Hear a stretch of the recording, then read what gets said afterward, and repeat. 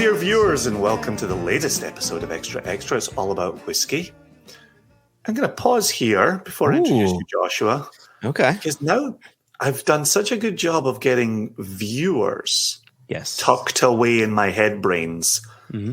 But we're actually going to listen to our listeners, and we're going to make the audio stream available where One Nation Under Whiskey lives and where Extra Extra used to live. I'm so glad you brought this up, and you front loaded this bit, right? So that the viewers / now listeners can hear this. Yes. How many people have reached out to you to say, that's great and all, but I'm not a YouTube person. Why can't I hear you in my ears? And so we're gonna take the double pronged approach of And so many of those people said you have faces for podcasts. Like, I found that a little hurtful. No one's, I mean, people have told me that you've got a face for podcasts. I've been told I have hair for YouTube. That's what I've been told. I feel like I'm sitting talking to Mark Bolan. Bang a gong, baby. Get it on. And you shouldn't open that door. He. Yeah, right there. Is Joshua Hatton, and I am Jason Johnston Yellen. And in each episode of Extra Extra, we bring a whiskey news story to the fore. As evidenced by the names that are here in the windows. Do you see that? But people listening can't read your name. Oh, that's right. See, I got to remember these things, Jason. Sorry, continue. Yep, you do you. Head brains. So we cover it, we chat, we discuss, we have the ins and outs and wherefores. And we also have a wee dram along the way. As regular viewers and listeners know, we always get out of here in a tight 35. And so we begin. I think that this episode is going to be great. I know you're leading it, but this subject that we're about to talk about really falls in line, I think, with what we've aimed to do in sort of season 7 of One Nation Under Whiskey, where we're focusing on climate and culture, and this sort of fits in. So I'm excited. Well, and I tell you what, we actually had this story sent to us by a couple, if not a few, regular listeners, viewers, participants. One is Kevin Dunlop. Am I remembering that correctly? 100%. Yep. And I was going to say the other was James Foster, but is that correct? You nailed it. Yep, James Foster. Oh my gosh, James Foster, one of the people leading the charge for audio extra extra in the face of YouTube, sent in a link. What a good lad he is. He'll be happy if he's listening to this. So the article sent in by those two gentlemen is from the Washington Post. It is entitled, "In Scotland, Making Whiskey with Energy from Wind, Wood Chips and Tides," by William Booth, and it went live March 23rd of this year. It is a reasonable length. We are going to scratch the surface of it in our tight 35. Mm-hmm. And the link is live below. Yes, that is in the YouTube thing. If you're YouTube space, I'll tell you what. I'll even make a link. I'll make a link for the podcast. If people go to our website, they can click on that, or to our Facebook page. Sounds perfect. Absolutely perfect. Yeah. But yeah, to absolutely echo what you just said a moment ago, Joshua, this has been a remit of ours in 2023. We want to be talking about the realities of climate change. We want to be talking about the realities of this industry in which we work and operate. And I'm excited for some of our riffing today, because I think there's a portion here where we can talk about the industry, as the headline does here. We can talk about wind, we can talk about wood, we can talk about tides, and we can talk about peat, right? And we can talk about those very real energy sources, and in some cases necessary flavor components. Sure. But I think there's a wider question in play within our industry, and that's something I would say up my sleeve, but I don't have much sleeve on today. It's quite pleasant in Virginia today, but I do have this stored away for later. So, where do we want to begin, Joshua? Well, there was a bit in this article that I really enjoyed where it talked about, basically all Scottish distilleries voluntarily trying to do better, working together to work towards a greener environment and changing how they operate. And so I wonder if you can start there. I think that'd be a good place to go. Yeah. I also want to echo from just what you said there. For regular extra viewers who are maybe not One Nation Under Whisky listeners, part of our discussions in season 7 are trying to move away from the greenwashing that sometimes occurs in industries around being better, environmentally better, climate related better. And so, in listening to you a second ago, when we're talking about the industry has come out and the industry has said it wants to do better. Well, there's a very much a way in which, yes, a lot of industries say that, right? Yeah. Now it's, and that's been our goal for season 7, feet to the fire. What does that look like, right? So the part that you're referencing here goes, the owners of the 140 distilleries in Scotland have pledged voluntarily to transform the industry and make their operations net zero in carbon emissions by 2040, a decade earlier than Britain as a whole, and 5 years earlier than Scotland has promised. So that's a good thing to hear, right? Yeah. Here it comes. Here's a warm-up. Here's a promise. Voluntarily undertaken by the industry. Does that set you off? Like when you read that, do you think, okay, like is that just like lip service or like, is that your mode, like skepticism up front? Not necessarily, but it pricks up my ears. Okay. Because I'm thinking, okay, you're making a pledge. Pledges aren't necessarily worth the paper they're written on, even when that's digital paper.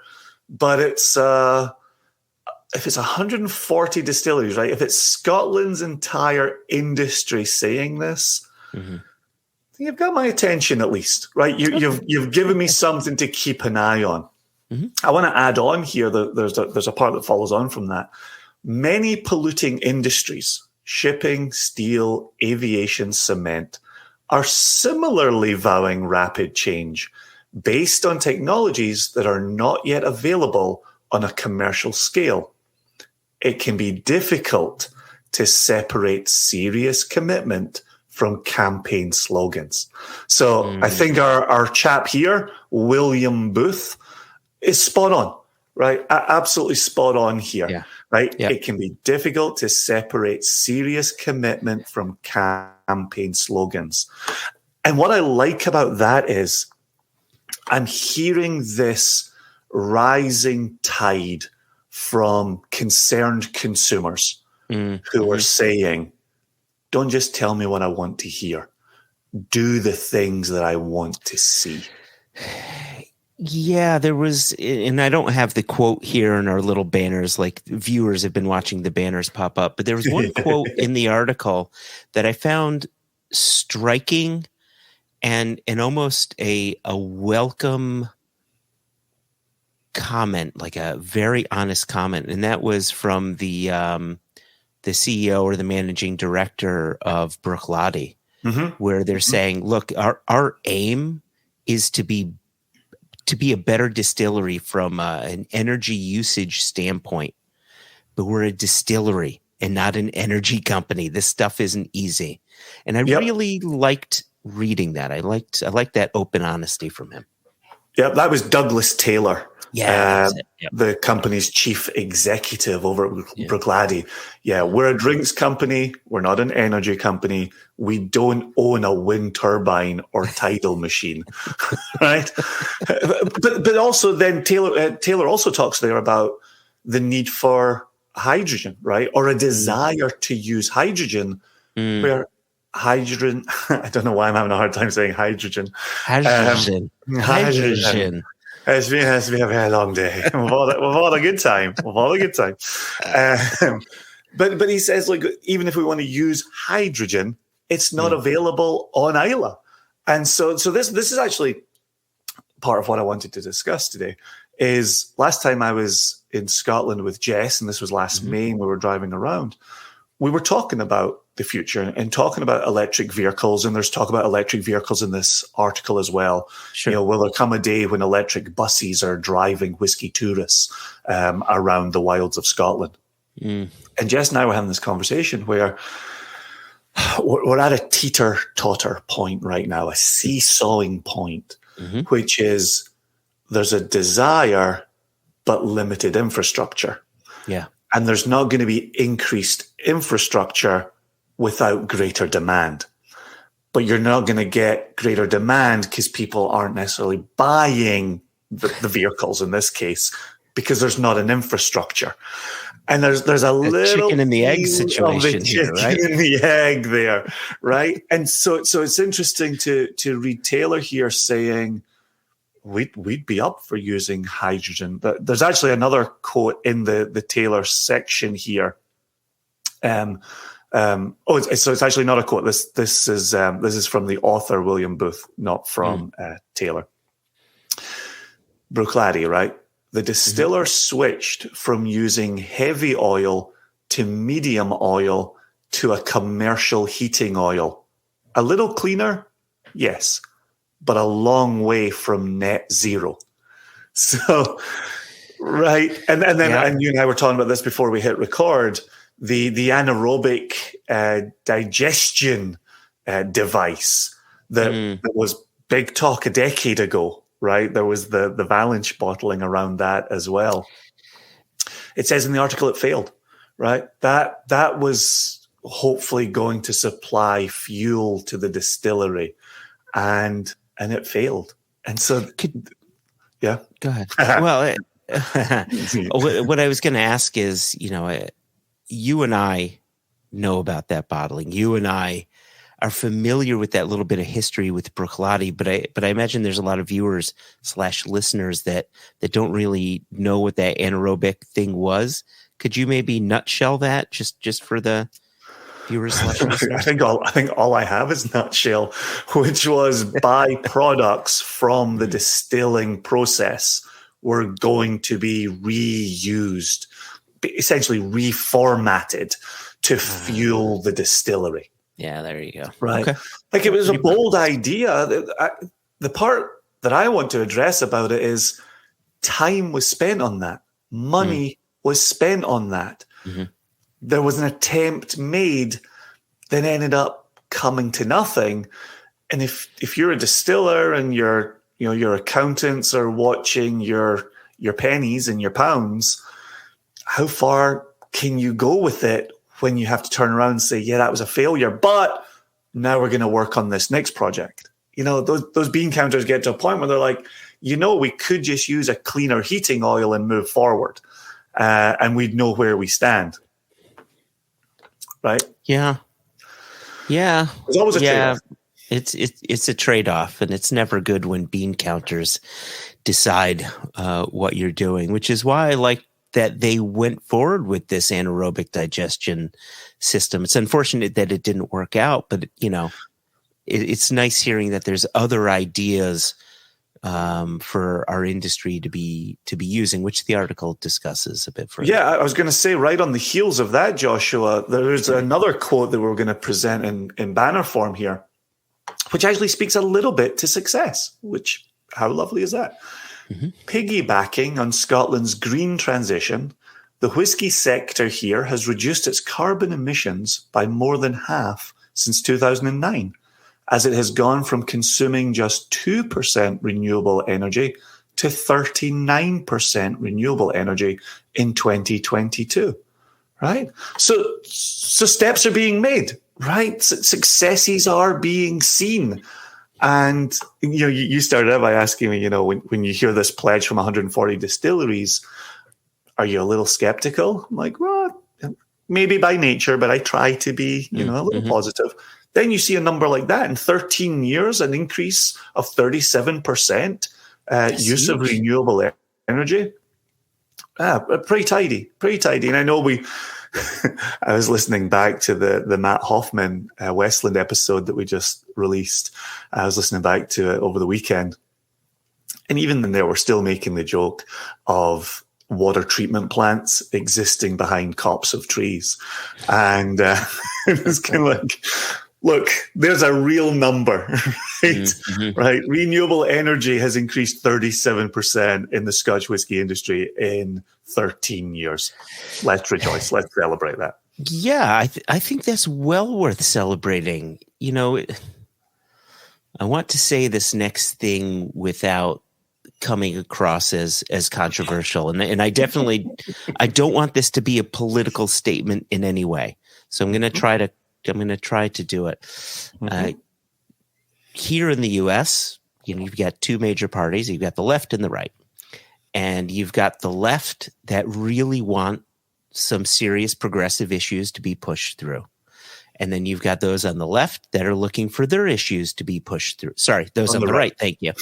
For their issues to be pushed through. Two lefts don't make a right. You're right. Two lefts do not make a right. Four lefts make a right. But now you're just back at the same place after that point. Right. But both sides, even though they have opposing opinions, both sides bellyache that what they want can't happen immediately. That's because things don't happen as soon as you want them. That is not how life works. Things happen in increments, and all you could do is your very best to push it forth and try to make those increments come quicker, get to your goal faster. And I think that this definitely should be celebrated, 37% more renewable energy being used in how many years was it? 11 years? 13. 2009 to 2022. Years? Yeah. That's awesome. That doesn't mean, great, we've done it. Now we don't have to do anything. It means you've hit that goal. Let's go to the next one. Yeah. Yeah. Yes. Just to return to the point that was made a moment ago, it's interesting what you're saying there about it doesn't happen overnight, right? You don't get what you want overnight. There's a component for me, which is the consumer needs to know this is a thing they can demand. This is a thing they can ask for. And I know that a distillery like Nicnean has really come to the forefront as, and I think, is it Arbiki? Is another one? Is it our Bicky that's in there? No, it's Ardgowan. Right? Gowan. That's it. Yeah. Ardgowan have come to the front here as well, and it seems to be if you're a newer distiller, what's your selling point? What's your point of difference? What's a story you can tell that the big players, the behemoths, can't tell? And I think for the last few years, certainly since Nicnean came on the scene, there's been this opportunity for a Scotch distillery to talk about organic, renewable. I would add an estate there. We have, of course, heard Ardnamurchan talking about estate from the beginning as well. Sure. The one, Ballindallack. Ballindallack also talked estate. They're around the corner from Cragganmore. Yep. They came on the scene talking about estate. And so there were these different ways to talk about your product. And we have a quote here from Annabelle Thomas, the founder of Nicnean Distillery, within the article. And Annabelle Thomas says, high-end whiskey is a luxury, an indulgence, the quote. And if the industry doesn't change, we will lose younger generations. And I think as you and I have talked in 2023, as we've gone through the end of season 6 of One Nation Under Whiskey and into season 7, we've talked about what does it even mean to be Scotch whiskey? What demands can we place upon this spirit that we love to drink, we love to share, we love to talk about? Can we in turn place demands upon it? And previously, we had erred on the side of, well, there is a little bit of back and forth, left and right, political dissension. And but in speaking to younger people, and I'm going to upset Jess by saying 30 and below. Yeah, I've done it. I've said it. Fighting words. This is fighting words. It's recorded. This is what young people are talking about, right? It does matter, and there's an add-on to that point that I'm going to make once we come into an ingredient in particular that we're both very fond of. There's a larger point I'm going to be making, but what do you make of high-end whiskey is a luxury, an indulgence? We got to change, or we're losing younger generations. Do you think that makes sense? Does that bear fruit? I think potentially, but I think there's a bit of a disconnect here, which may be tied to the next thing that you want to bring up is like Scotch whiskey. When you talk to someone about Scotch whiskey, especially those who don't know anything about Scotch whiskey, they're like, I don't like Scotch. It's all that smoky stuff. Out of 140 distilleries, you have between 8 and 10, maybe 12 distilleries.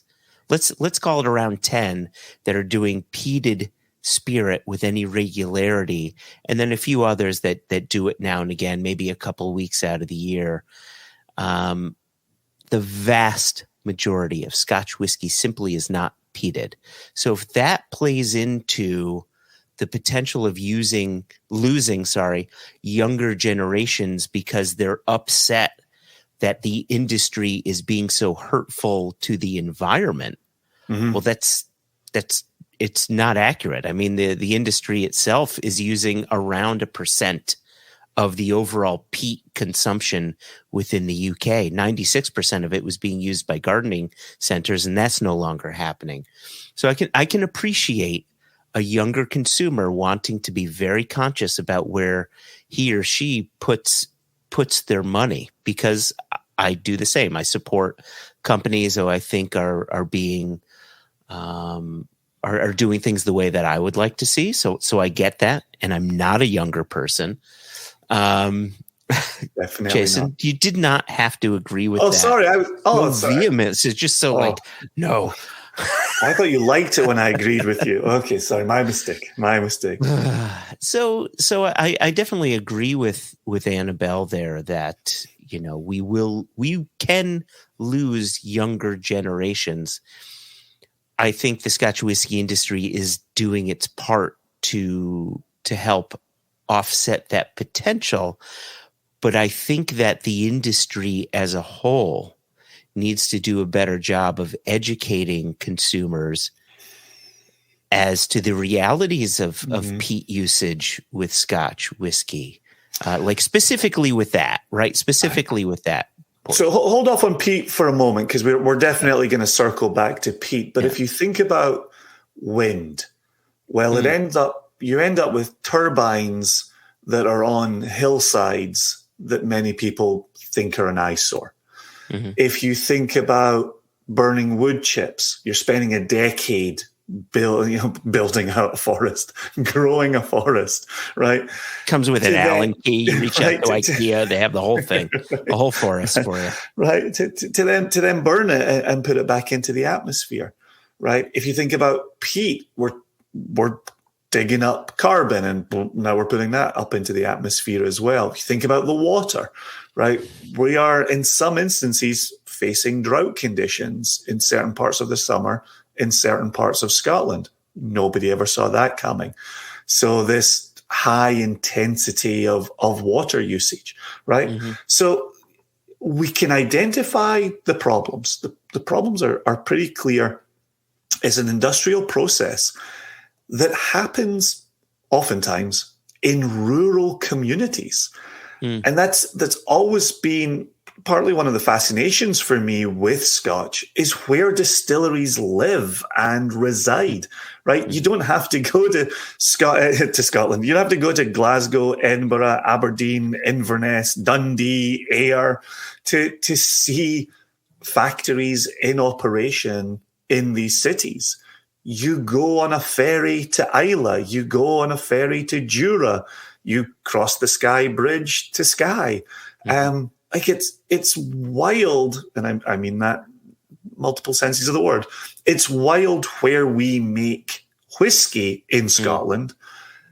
At the same time, that's where the solutions need to live for the environmental problems created by industry. Yeah. Well, you're correct there. I really like what you said. That's where the solutions need to live. Think about Islay and the fact that you can't get anything on and off without the use of a Calmac ferry. Yeah, and that's barley. That's all sorts of things. That's yeast, and then you get it off. That's tankers of liquid and so on. And we're living in a world where everything has a carbon footprint, and you need to understand that, and you need to figure out ways to best offset it. And, looking through this article, it's clear there are no answers. There is not a single immediate answer. There's improving science and improving technology as the decades go on and on. But that's it. Correct. I had the pleasure of hanging out with Uncle Carl. He was in DC for a conference a couple of weeks ago. Uncle Carl, one of my dear friends from Moscow, Idaho, and he's in the recycle business, and they're in the business of breaking down wind turbines to then turn them into pellets that can then be used in other processes. And I went out for dinner with him and sat with 3 other chaps who are all in the recycle business. Yeah. And the number of phone calls that they get on a daily basis that says, we would like to turn X into Y, or we would like to produce A without using B. And they're like, never been done. Let's have a conversation. Let's see what this would look like. Yeah. And it kind of dovetails a little bit with the comment I was making earlier, which is that's industry making demands of PhD scientists who operate in industrial labs. The consumer can also make demands of an industry that can then make demands of industrial labs containing PhDs, right? And that's why I personally have been so forthcoming in talking about this through 2023, because one of the things we've always prided ourselves on is empowering consumers, right? But it was always to get the flavors that you like, to get the bottle that you want, to argue for the pricing that you want. That one didn't work. Pricing has just simply gone north. But we've always been about empowering consumers. And I think the conversation that we're having in 2023 and beyond is about exactly that. Make these demands. Know that you can make these demands. And now with today's article, know that 140 Scotch distilleries are listening to the demands that you're making upon them. Now, the counter to that might be calm your jets if you want to see improvement tomorrow. It might take a little bit longer for your Lagavulin to come around or your Balvenie to come around. But know that there's Nicnean. Know that there's Ardgowan. Know that there's Ardnamurchan, right? Know that other distilleries that we haven't named are trying to improve as well. And educate yourself. I think you were right a moment ago when you said the industry needs to educate here, right? Yes. Individual brands need to make this a part of their marketing strategy. And by that, I do not mean greenwashing. I mean articulating your efforts in a clear and concise way that consumers can get on board with you or pause their purchasing with you for the moment, knowing that they might return to purchasing with you in another couple of years or a few years. But it's a bigger movement, right? And I love that feeling that this is being heard and that this means something to the industry. I really liked what you said about having all of these distilleries and parent companies of these distilleries, if we're being honest, clearly communicating this to the consumer and educating the consumer. You clarified, you said you want their marketing team to do it, but not greenwash. As soon as I hear marketing, I think, oh, what bullshit story are they going to tell about some bullshit? No, this is just real stuff. We're intelligent human beings. Talk to us as if we're intelligent human beings, and you can sell to us by just saying, hey, this is an issue with the climate. We're looking to do better by doing A, B, and C. And then you just update people. Hey, it doesn't have to be marketing bullshit. It could just be clearly communicated efforts. That's all. So, speaking, I want to get us onto our peat conversation, and then we'll have a little chat. I haven't seen too many sips from you as we've been going along here. Oh, I've been working on my sips, and I've been something inside. Oh my God! Let me whip this out. Excuse me while I whip this out. I've also got a little char that I've been working on over here as well. There you go. Yeah, so we've got this is what's in our glass. Our Wolf Island Take 2, second collaboration with the Water of Life film. But before we get to that conversation, I want to circle us back, because there was, as we're talking marketing, as we're talking bullshit, also makes me think about early in One Nation Under Whiskey when we covered misconceptions, right? There is a quote in the article from the author that says, but peat, the other ingredient we're holding off on, is also central to the deep traditions of many Scotch whiskies, helping to give them their smoky flavor. None of the major brands have changed their recipes. Well, if you're Glenlivet, you don't need to change your recipe. If you're Glenfiddich, you don't need to change your recipe. If you're Glenmorangie, you don't need to change your recipe. You don't have to keep on going and potentially make an incomplete list, Jason. I was going to go through 128 distilleries. It's a tight 35 minutes. Right,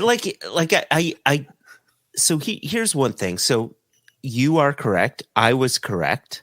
And there's a clarification that needs to be made here. Of the 140 distilleries, maybe 130 or so of them, or let's say maybe 10 of them are doing peat with regularity, and the rest are either not doing any peat whatsoever, or maybe a little peat here and there. I think part of the reason why peated whiskey seems so prevalent within Scotch whiskey is the sheer number of blends that are using a proportion of peated whiskey in the blend to present a product. And the fact of the matter is, the peated element tends to be a smaller part of that overall blend, but peat is very impactful in flavor. But if you were to really sort of put blends to the side and look at the distilleries directly, few of them are actually using peat. And the big picture, and I do like what the author said here at the end, because he even though that he posts a bit of a misconception about all of the how prominent the peat is, he goes on to say something about it being, well, it really is only about 1% of the overall peat usage. I was correct for the yes. Right. Which with losing 96% from gardening centres now makes Scotch whisky the number one consumer of peat in Scotland. Come on. There are ways to spin things, and there are ways you shouldn't spin things. I think we just found the way you shouldn't.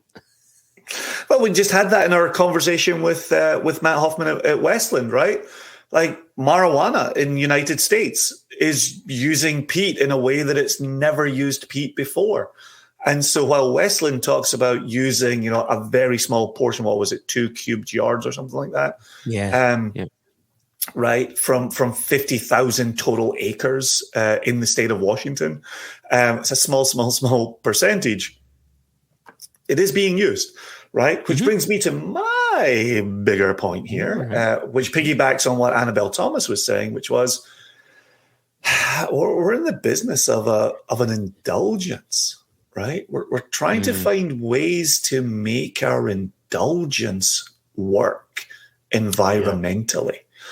And early in the article, William talks about the Scotch whisky industry being a $7 billion industry, right? Worth $7.5 billion in 2022. So right? much money. Yeah, so much money. So on one hand, it's an indulgence for us as consumers. It's necessary from an industry standpoint. It's a behemoth, right? One would hope it's raising tax money somewhere, even if that's London. Choke, paging all elites right now. Rise up. Right? Should we be able to keep demanding peated scotches if peat, as one issue among other issues, is problematic? Would it be beneficial if we turned around and said, we can fix some of the energy problems to produce whiskey, but the peat is a non-starter? See, I think there is a potential way around it. Maybe not. We always have ways to change how we approach things. Let's look at America in the 1700s, right? There was a period in time where the growth of marijuana was required. If you had a farm, you had to grow marijuana specifically for hemp because the hemp was used for so many things. It wasn't necessarily like, let's grow this so everybody can get high. Hemp was just a very renewable resource that could be used for so many different things. I was sure you were going for whale oil with this analogy. And then you said marijuana and you just blew my mind. Marijuana usually does blow one's mind. But, so I think of that solution, right? Like we can get back to using that. We could be using bamboo, like, Nick Neen, Arden Merck, and a few others are using wood chips to be burning things. What about bamboo? Bamboo can grow almost anywhere, grows fast. It's incredibly renewable. Invasive species, in fact. It's an invasive species, right? So you grow up, then you're getting rid of it, right? You can something that maintain. It's a job growth opportunity, things like that, right? So there's ideas like that. But then you hear about those that are harvesting peat for whiskey production, and they're shying away from digging deep trenches that drain out the water, right? And maybe going more surface, and then putting the top back on so that they're not negatively affecting the peat bogs, killing them off and releasing all the carbon into the air. There are ways to do it that are better than ways we had previously had been doing it. And I think that's the approach. It's always to look for alternatives. Don't get me wrong. I agree with you. We work in an industry that is an indulgence. It's a vice. It is not required whatsoever. But because it's not required, it's on us to ensure that we're doing right by our planet and by those who live on it. Nice. I like that. I'm going to use that as the perfect transition into our very delicately peated take two. You can see our friends at The Water of Life here, that wonderful film made by Greg Schwartz and the rest of the team over there. We've been working with them closely. And there's some details It is, 6 casks. 5 of them are unpeated from an island distillery. Oh man, I thought you were going to say the distillery name. So close. And 1 is peated from the same island distillery. This is a single malt, as you will see, single malt Scotch whiskey. So it is a single unnamed island distillery with 6 casks bottled at 48.8% alcohol, and 1,600 bottles came to the United States of America. And just, you pointed this out before, but this is, where is it? Take 2. So this is the second batch in the series, and I've been doing a bunch of tastings highlighting the 2 bottlings. Take 1, which was released early-ish 2022, I want to say, or maybe late-ish 2021. I don't know how time works anymore. And then this one, which was just released, and it's been really cool. It's been cool for 2 reasons. One, telling people about the Water of Life film. It's amazing. I thought everybody knew about it. There's Right. so many people who still need to see this film. It really is. It's a nice nod to the craft of Scotch whiskey production, sort of through the lens of Brooke Lottie and some of the other producers. But it's been nice too. It's had 2 national showings in the United States, and we're still getting to tell people about it. Right? Yeah, it was on PBS to the tune of 2 million viewers at one time watching it. But the other thing that's been interesting, right? Because Take 1, which doesn't say Take 1, it just says Wolf Island, or it doesn't even say Wolf Island. It doesn't say Wolf Island. It just has a sheep. Yeah, it just has the sheep. Boom. Take 1 and Take 2 are whiskeys from the same distillery. We've told people that. We won't tell people what distillery it's from. But it's been so interesting to see how people are reacting. Like when we released the first one, everybody said, boom, please drink the whole bottle responsibly. 100%. Yep. 100%. 93 points in competition. We never put anything into competition because we don't have enough bottles.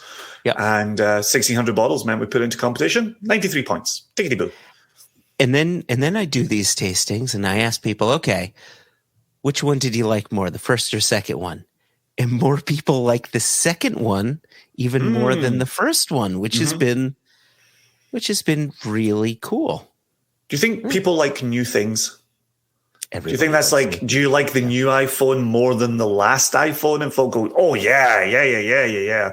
Obviously they have technological improvements as they go through phones. iPhone. Barely. But yes, I said it. I'll throw down the gauntlet. Come at me, Tim Cook. I'm on YouTube. You know where to find me.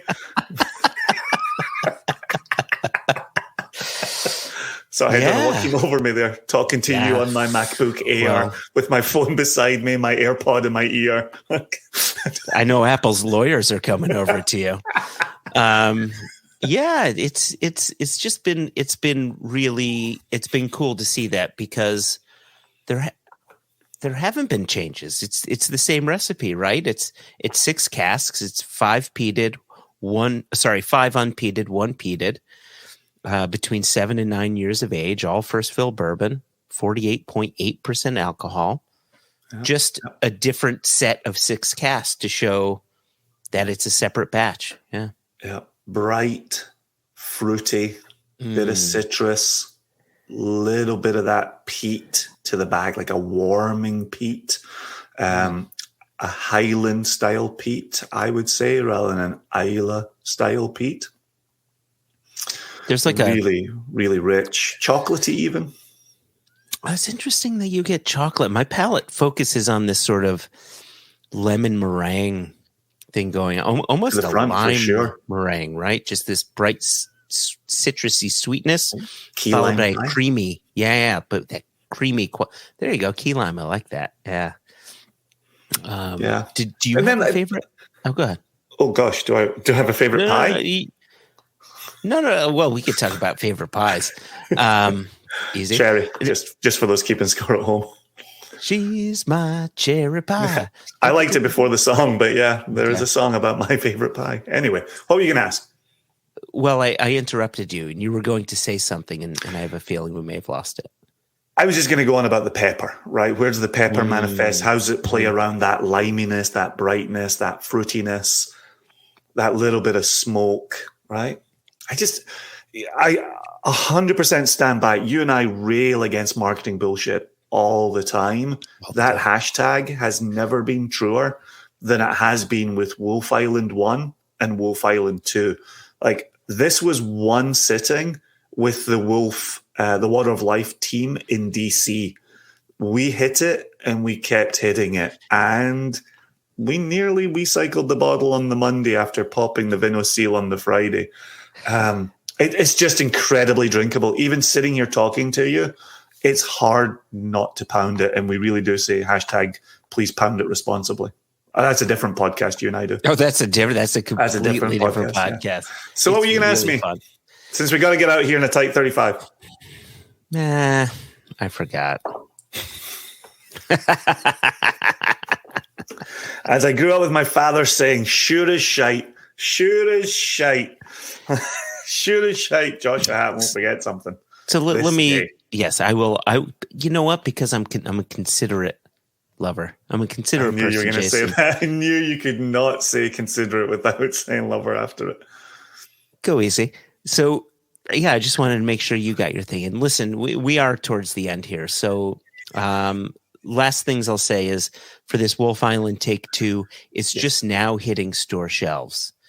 And it continues to go out there. It's not in every market, but you could check out winesearcher.com, or you can email office@impexbev.com and they'll help you find a bottle. Fantastic. For sure if you'd like. I think this should be around $80-ish, $85 on the shelf, somewhere around there. Interesting. I wouldn't be surprised if it went as high as 90 in some markets, but it's good to hear you can hold out for 80 in other markets. It always gets controversial when suppliers start naming retail prices. Retailers you can get this $5. $5 exactly. Yeah, retailers hate it. If a retailer didn't take a margin on it, no. Anyway, so there's that. I wanted to get that out there because it's such a great drinker, and I'd hate. There's only 1,600 bottles. I would hate for people to lose out. The other thing that I wanted to say as well is just a reminder to people that this YouTube is also going to be a podcast. But if you're a YouTube viewer and not much of a podcast listener, or maybe you're starting to get into podcasts, please check out One Nation Under Whiskey. We've been doing that podcast for 7 years. Absolutely. There's so much content for you to go back to and listen to. And if you are a podcast listener and you want to dip a toe into the world of YouTube, like I really do have hair for YouTube content, and Jason, well, he's here. Someone has to be the brains of the operation. The last thing that I will say is we would really love for you to subscribe to our YouTube channel. We would love for you to share the news about our YouTube channel, because it's not just One Nation Under Whiskey that we're putting there. We're going to be putting together some live events between just me and Jason. We're going to have some guests on as well. We're building this stuff out, and the easiest way to learn about it is to be subscribed to our channel. So yeah, that's the exact point I was going to add on to the end of that, Joshua, is our YouTube subscribers will get to be right there with us on our live versions of Extra Extra. Our podcast listeners will have the opportunity to hear it when it drops on the following Wednesday. But here we are on YouTube having the funs. Drop us an email if you fancy it. We got emails of today's story, and we actually followed through and used them. So thanks to Kevin, thanks to James, thanks to others who mentioned it to us along the way. And you can email us either questions@onenationunderwhiskey.com, no E in whiskey, or info@singlecasknation.com. And Joshua, we have a question in the info account that we will be using on the next One Nation Under Whiskey. Lovely jubbly. I'll tell you, I like what you said before, having the funds. That's so much better than having the runs. Am I right? Speaking of, gotta go. Gotta go. Joshua, All right. Viewers, listeners, we're all in this together. Let's be conscientious consumers. And until next time, we'll get out here like we always do by saying peace. Peace.